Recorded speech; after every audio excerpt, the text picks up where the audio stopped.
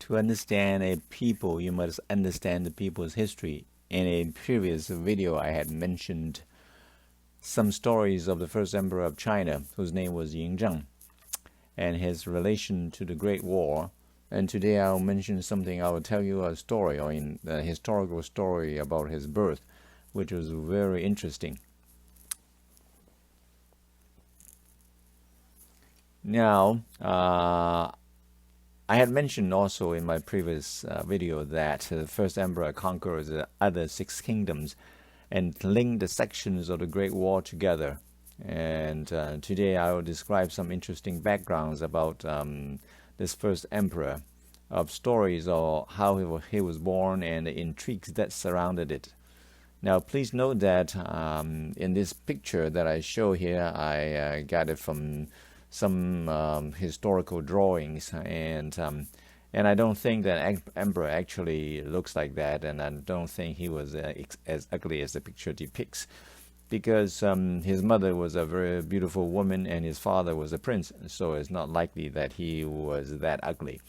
And we all know that Chinese artists had a habit of painting people they did not like as ugly people, so we'll keep that in mind. Now, today I'll also talk about some interesting things about the Chinese culture, and that is the idioms that the Chinese people use. And the story about the emperor's birth is related to the idiom which we call the 奇货可居, which literally means a rare merchandise worthy of investment. Now, I'll mention a little bit about these things called idioms in the Chinese language. A lot of them are actually 4-character idioms, such as this 奇货可居. Now, these idioms are very interesting and easy to remember because even little kids know many of them. The reason is that these idioms have a ring to them when you say them, when you pronounce them. And so they are very easy to remember, and also very often they have stories that go with them. Now, this 奇货可居 idiom historically refers to the father of the first emperor, the father of Yin Zheng. Now, actually, Yin Zheng's father was referred to as the rare merchandise because somebody invested in bringing him into the picture, kind of getting him into the line of succeeding in the throne. The story began with the great-grandfather of Yin Zheng, who was King Zhao Shang.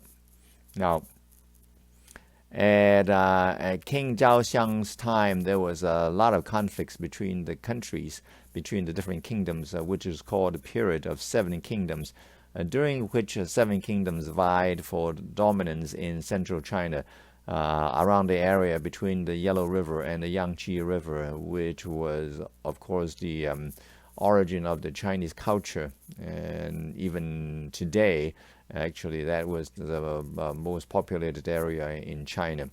Now, King Zhao Xiang's country, Qin, and his neighbor, the country Zhao, were often at war.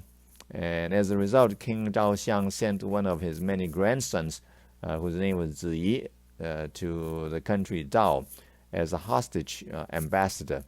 Now, this hostage ambassador, Ziyi, later became the father of the first emperor. The Ziyi, now he was the middle son of dozens of sons that his father had. Now, his father at that time was the crown prince of Qin. So he wasn't the prince yet, he was the crown prince. And Ziyi wasn't, because he was a hostage and he was living in a foreign country, and he wasn't such a significant, important son of his father, because he was just one of the dozens of sons that his father had. So Ziyi wasn't given any favorable special treatment in country Zhao. So he lived a very low-key life, a very modest life with limited resources. In fact, historically, it was recorded he was kind of poor. And then came a very shrewd merchant, whose name was Lü Bowei.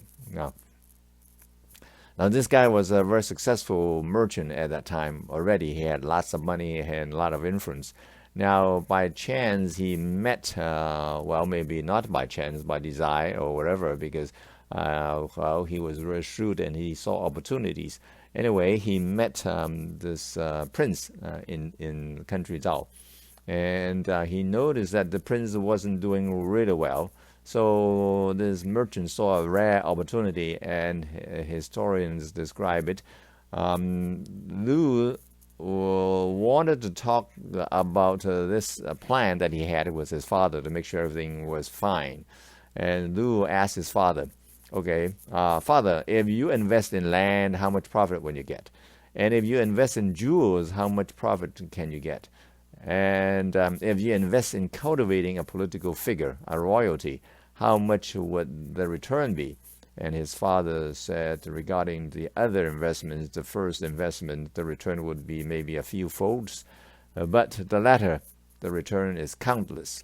So Lu would approach Ziyi, and the two struck the deal.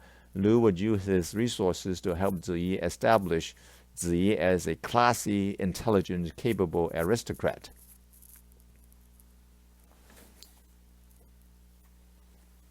Now here in this slide, I'm showing you the lineage, which I described a little bit already, of the relationship between the generations. Now the plot that Merchant Lu had was that at that time, Ziyi's father, the Crown Prince of Qin, the Crown Prince of Qin was the Lord Anguo. Now he was the Crown Prince, so he was to become king later on, and he had, of course, many concubines, and he had many wives. Now, his favorite woman was the Lady Huayang, who was also his first wife, so she was legitimate. Now, so of course that seems good, but there was a problem, which was that even though the Crown Prince had many sons, Lady Huayang had no son. So that was one of her trouble, because at that time you don't have a son. Eventually, what are you going to do? As we all know, within the palace there are a lot of intrigues and a lot of things going on, and so Lady Huayang had a worry in her mind. And now Merchant Lu had a plot. What his plot was that he would bribe Lady Huayang's brother and sister, and also send many gifts to Lady Huayang herself, so that they would all like him, and they all like Ziyi. And so they would all work together to convince the Crown Prince to pick Ziyi as his successor. And after a lot of efforts, eventually they succeeded. And also, to dial the clock back a little bit, now, when Lu was in the process of approaching Ziyi in the first place to strike a deal, Lu had a beautiful concubine in his home at the time, who was Lady Zhao, who later on turned out to be the first emperor's mother. Now, Lady Zhao at the time was a concubine, and she was famous for her beauty and her dancing and singing skills. And she was Lu's favorite. And Ziyi came by and saw her, and as soon as he saw her, he liked her very much. And so he asked Lu, the Merchant Lu, to give her to him as his wife. Now, at first, Lu was furious because, of course, the lady was his favorite. But later on, he cooled down and thought about it. He thought to himself, now, I have committed my whole fortune and broke my home already to invest in Ziyi. Now, I might as well follow through with it. And so he gritted his teeth and gave his favorite concubine to Ziyi. Now, a few months later, baby Yingzheng was born. Now, here's a very interesting question that has been puzzling the Chinese people for more than 20 centuries. The question is, was Lu, the Merchant Lu, actually the true father of Yingzheng, the first emperor of China, or was the father Ziyi? Now, according to his history, there are different arguments. According to the arguably the greatest and most famous Chinese historian Sima Qian.